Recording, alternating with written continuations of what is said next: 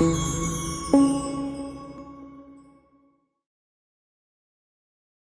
hello and welcome everybody to the ORCAs in Action podcast. I'm Kevin McMenamin, your host with Loss Prevention Magazine. And with me is Jack Britton, also with Loss Prevention Magazine. Hey, Jack. Hey, everyone. Hey, Kevin. Hey, and joining us today is Chris Kohler. He's the commander of the New Mexico Organized Retail Crime Task Force. Hey, Chris, how are you? Gentlemen, how are you? Very well, thank you. Very well. Thanks for joining us today. We've got some exciting stuff to talk about because we have a new ORCA, and that's always exciting. So tell us a little bit about what you got going on in New Mexico. You guys have started a new organized retail crime task force, and we're really excited to hear, kind of how it all happened and where you're at today. Sure. So back in June of 2020, so mid-pandemic, the Attorney General here, Hector Valderas, announced that he was going to start an organized retail crime unit here at the Attorney General's office. I was subsequently put in charge of that, and we went immediately to work. We started partnering with our retail friends. We started partnering with our law enforcement brethren, and we started working cases almost immediately. We started making arrests. We started putting people in jail. We started identifying some of our prolific offenders. We started educating ourselves on what ORC actually meant, because it was a very new and very niche concept to us at the time. But since then, it has taken off. Since then, we have identified the need for this program across the state. Once we did so, we started going around the state and partnering with some of our other law enforcement and retail brethren. And in, I would say, probably by June of 2021, we were a full-fledged task force. Now, fast forwarding to now, we have partnered not only with retail and law enforcement, we've also partnered with our Chamber of Commerce, both on the state and the local level. And the Chamber of Commerce is hosting us as an official ORCA. So we're incredibly excited because that allows us to provide one more point and a huge point of connectivity across the state. And they're also hosting our online platform as well. So we've got a number of agencies that we work with. We have a number of agencies that we're in the works of working with. And we are statewide at this point. And we're trying to tackle organized retail crime in all four corners of the state. So, Chris, tell us a little bit about what you do as the commander of the New Mexico Organized Retail Crime Task Force. What exactly does that mean? Sure. So the answer is a lot. Basically, I'm responsible for a number of things. I'm responsible for the outreach and the educational piece. I'm responsible for the support of our law enforcement partners and their efforts in ORC. I am responsible for coordinating and liaising with both law enforcement and with the retail community, and now with the state and local chambers. I am responsible for casework because the casework never ever goes away. I'm responsible for, to the degree that I can be, responsible for case management. I'm still responsible for going to court on many of these cases. And I'm also responsible for the development of our program, the development and expansion of our program. So now you mentioned the Chamber of Commerce and the, hosted by and supported by the Chamber of Commerce. What is that relationship like? What is, are they the ones who are helping to sort of spread the word, or is it on you, or have you got a core group of people that have been, spreading the word about what you guys are doing and telling people across New Mexico how to get involved? Sure. So yeah, it's probably that last bit. So we have a definite core group of people that have been assisting us pretty much since the beginning on making sure that we get the word out around the state and that we educate everybody across the state on what ORC is and what it actually means to the state of New Mexico and why it's important that we work those things. That core group is also responsible for helping us partner with the Chamber of Commerce. And now the Chamber of Commerce is fully on board, and they're working with us to spread that word and to help us develop what the structure of this program looks like, so that we can implement it statewide, even in the smallest of jurisdictions. That's great. So are they helping with resources on that too? Or like, do they have a part of the Chamber of Commerce that's helping to support the ORCA? Sure. So they do. So they are hosting our online platform. So we're using the Aurora platform here in New Mexico. We just went live on that last week. We just started keying in on it this week. I just put that out to our law enforcement partners across the state so that they can access it and so that they can start either keying in or start looking at some of the offenders in their own areas. They're also helping us in a lot of other ways, and I don't know how much I can share at this time, but I can tell you that we have talked specifically about working on getting funding for the task force so that not only can we expand, but so that we can be self-sustaining. And they're also helping us with introducing new legislation here in the state of New Mexico so that we can make working organized retail crime cases a lot more conducive for our law enforcement folks and make the charging a lot more appropriate for some of the offenders who require more specialized attention, I guess you would say.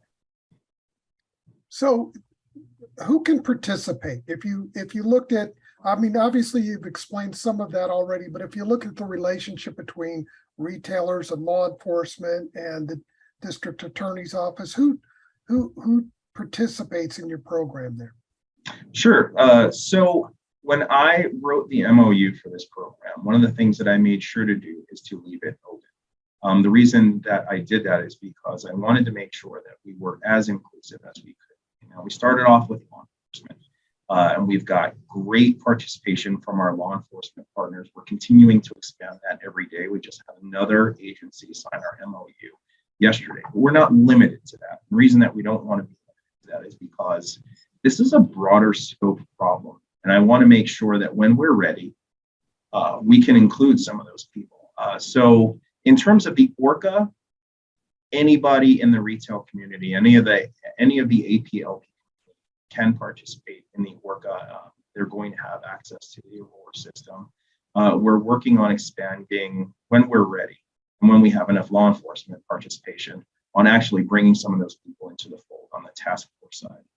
For prosecutions, they likely will not be participating in the ORCA or Aurora site.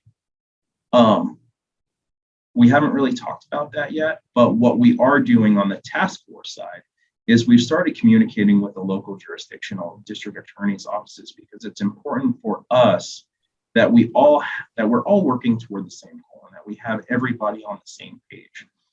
So we've started working on things like including them on the front end on some of our cases, communicating with them when some of our more prolific offenders get picked up, to talk to them a little bit about what other cases we have against them and how we can best work together. I try to include everybody from the floor asset protection personnel all the way up to prosecution so that we're all aware of what it is that we're actually facing and so that we're all working toward the same goal.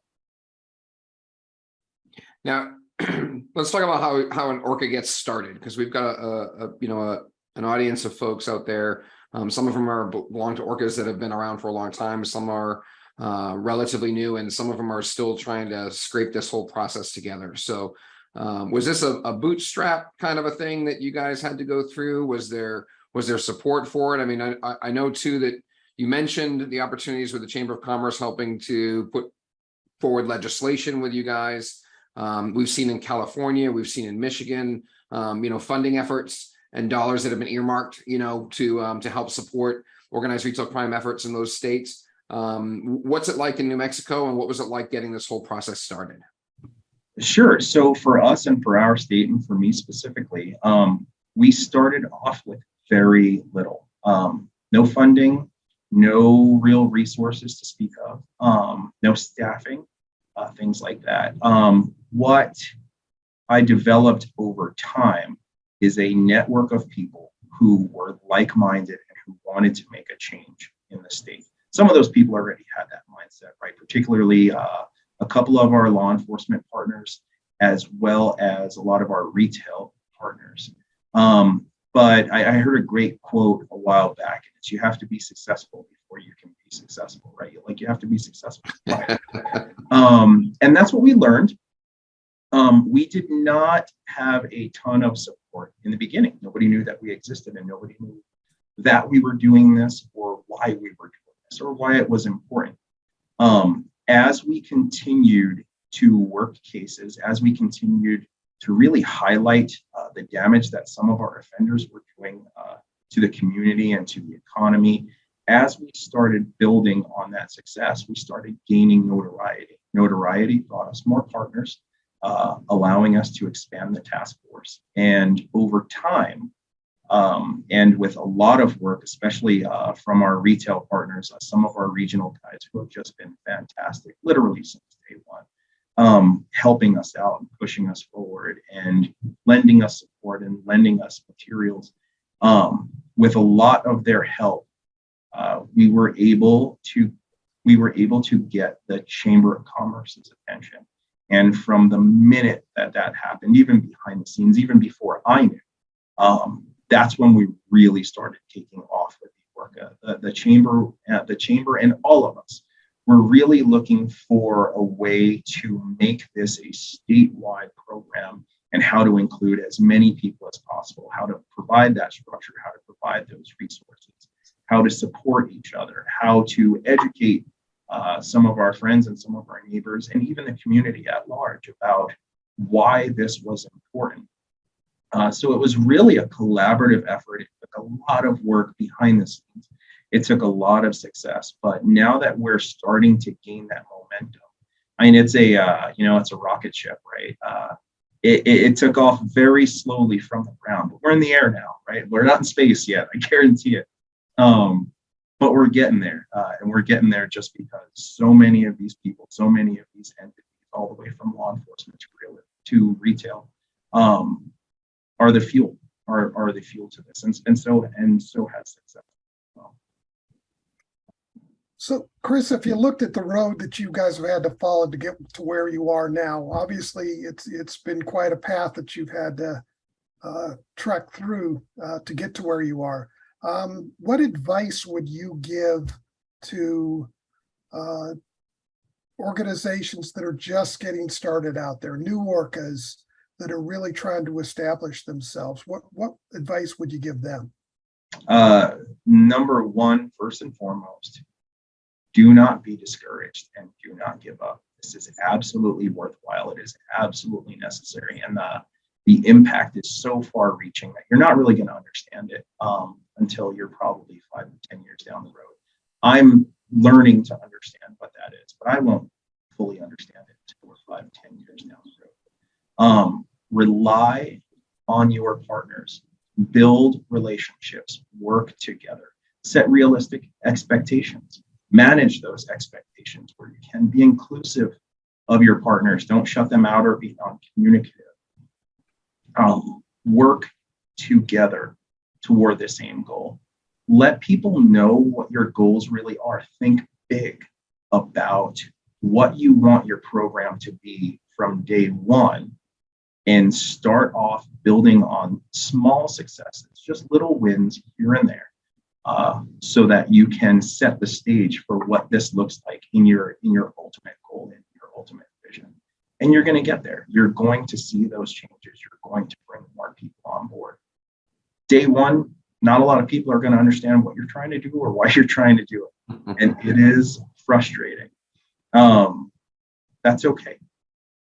Learn to rely on the people who do, or the people who, even if they don't necessarily, are still willing to help you. Use those relationships as much as you possibly can. Leverage them in a good way. Leverage those relationships in a good way so that you can start building toward what you ultimately want it to be. You know, you mentioned some of these small successes as you went along the way. Any that you can share with us? Any small wins or even big wins that you've already seen through these partnerships? Sure. So I'll tell you a little bit about where we started, just to kind of illustrate. So if you're not familiar with New Mexico, it is not always the most friendly state for investigation or criminal prosecution. So we started off with a lot of, and what I mean by that is looking at property crime offenders, right, by and large, we were told, no, you can't get arrest warrants for a nonviolent offender. We were told that you can't get them held pretrial detention. We were told that you can't get them sent to prison, right? We were told that you can't seize their property. We were told a lot of no. There was this misconception, particularly on the law enforcement side, about what we could and we couldn't do. And a lot of it has to do with, kind of with the state in general and some of the changes that we're looking at making. So we started off, so I'll give you our very first case was a woman by the name of Davina Quintana. And she was about $60,000 deep in ORC, various retailers. I was not able to get an arrest warrant for Davina right out of the gate. I was not.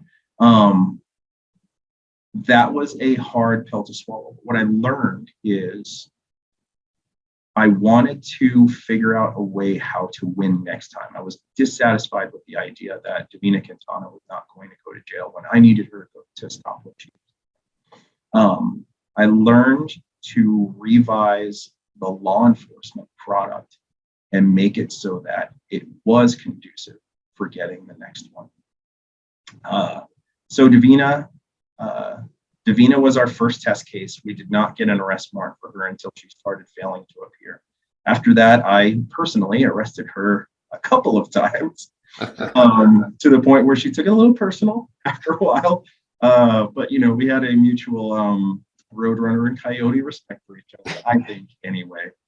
Fast forward to today, where she pled guilty to a series of those crimes.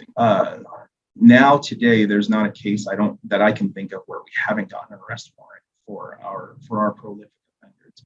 We changed the way that law enforcement in the state of New Mexico presented those cases entirely.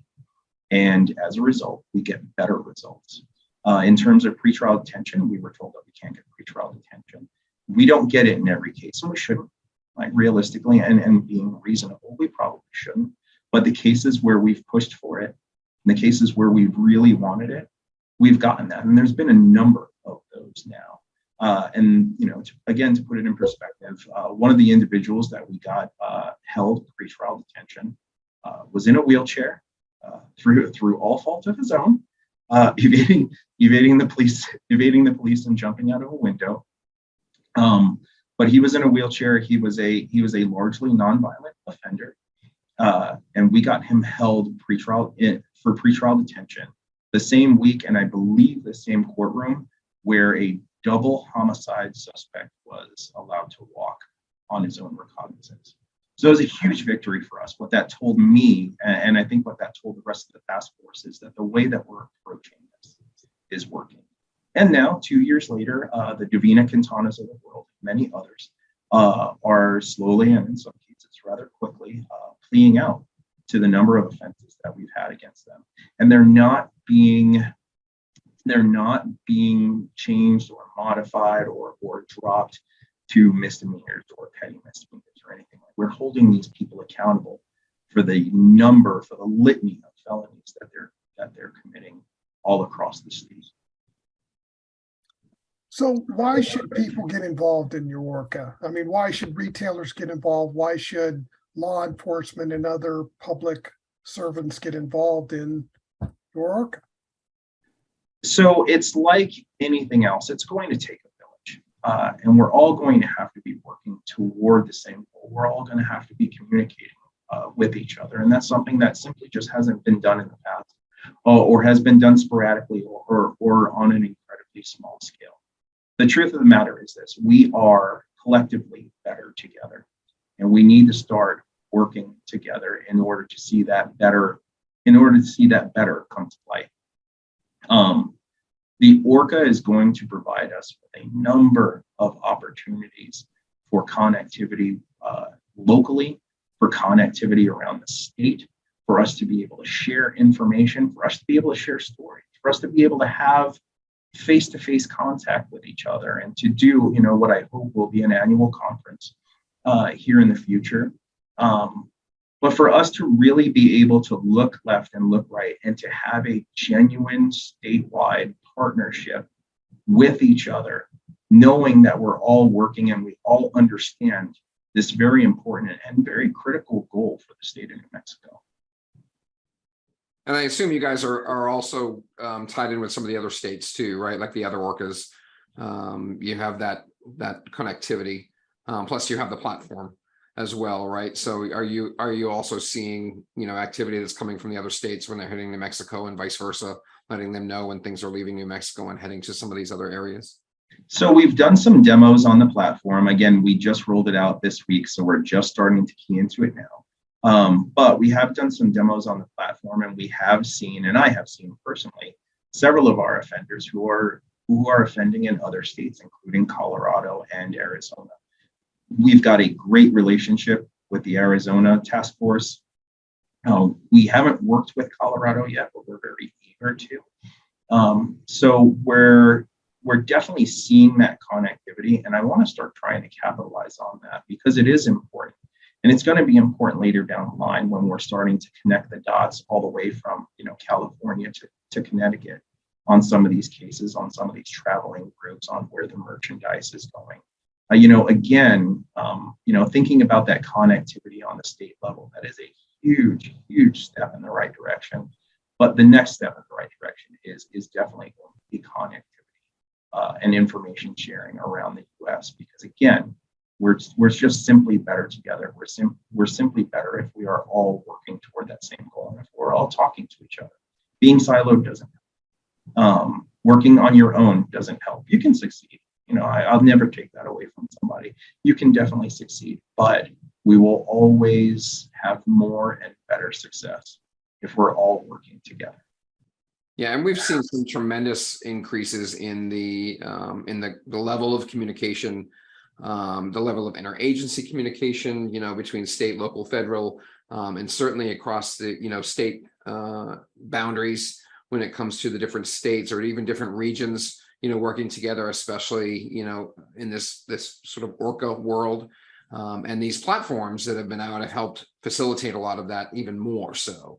Where you can actually see and identify these patterns and trends in the data, and identify when things are heading your way or things are heading away from you. And as you said, working together, it only helps, right? It only helps each other and everyone in this sort of war against ORC. So sure. Sorry about that. No, not to date myself, but there was a time when I was working these cases as a young police officer. And the way it worked was that you would have an offender who would commit an offense at one retailer, and then you would drive out there, you would talk to the people, collect the video. If you were real lucky, you might find out that same offender was at another store down the street or down the block or wherever the case may be. The platform, the ORCA, the connectivity allows us to genuinely look at our offenders as the problem, right? Like the individual incidents are kind of a thing of the past, really, or at least in my personal professional opinion, they should be. What we're looking at now is identifying those most prolific offenders and treating them as the problem instead of treating the incident as the problem, collecting all of the data from all of the retailers and all of the jurisdictions, and then making the case about the individual. It's not uncommon for us to write a 40-page narrative describing some of these people's exploits, but it is absolutely necessary in order for us to demonstrate to the courts, to the community, to the prosecutors, the kind of impact that these people can have on the community and on the economy and on the customers and on the employees, and on the shopping experience and on your ability to buy products, when you go out and you go to the store. That approach, in my opinion, that approach is what's going to really take us to the next level and what's going to help us start to stem that tide. Well, and it goes back to what you said about the having, when you were a young police officer, right? You can stop the one case and the one incident in the one store, right? But these are criminal networks. And if we're not working together and we're not collaborating together, that's how you dismantle a criminal network. You don't dismantle them, the one-offs. It's got to be a much bigger effort, and those 40 or 50 or 60 page narratives that are going to explain, how it's all tied together, and not just the single incidents. It's those single incidents that can obviously lead to those bigger cases, but not if we're not all working together. So we applaud your efforts, Chris. This is really fantastic. It's always exciting to see a new ORCA get on the map, and we're excited for what you're doing in New Mexico. We really appreciate your efforts and congratulate you on your small wins, and we're looking forward to hearing about some of the big ones too in the future. So before we jump off here, tell people how to get involved. How does a retailer work with you? How does how does somebody get in touch with whomever to get involved with the ORCA? Sure. So for the ORCA itself, you can go through the New Mexico Chamber of Commerce's website. There is a tab there so that you can sign up. You will be vetted. You will be required to have like an entity email address, right? So like a Yahoo or an AOL account probably isn't going to work. But you will be vetted. And then once you're there and once you're connected to the ORCA, you will also have the opportunity to sign up for the Aurora platform so that you can gain access to Aurora. If you're interested in my program, if you're interested in the state of New Mexico's program, or where we're going or how we got started, please feel free to contact me. I'm sure that we can provide my cell phone number and my email address to each and every one of you.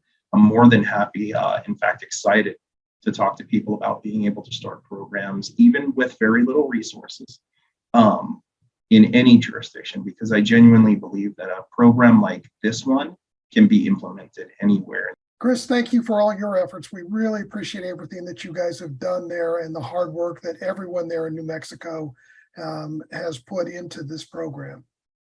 Yes, sir. No, absolutely. And thank you guys for all of your support. Well, we're happy to do it. And again, we appreciate your time.